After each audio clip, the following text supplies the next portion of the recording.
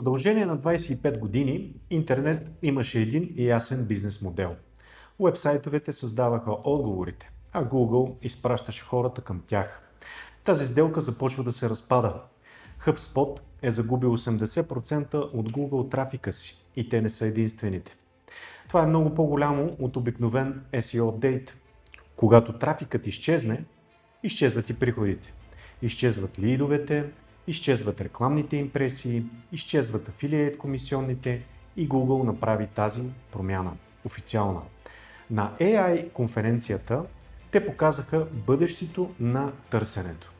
AI отговори последващи въпроси, агенти, които следят теми вместо теб и търсачка създадена така, че да задържа потребителите вътре в Google. С други думи, Google вече не просто насочва хората към най-добрия сайт, който има правилния отговор, Google иска да бъде отговорът. И това променя всичко. Новата игра е да станеш източникът, на който AI има доверие и който си заслужава да бъде споменат. Това започва с едно нещо – да знаеш точните въпроси, които твоите клиенти задават, но с техните собствени думи.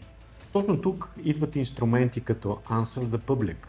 Те ти показват какво хората реално търсят, за да можеш да създаваш съдържание, което отговаря ясно и директно на тези въпроси.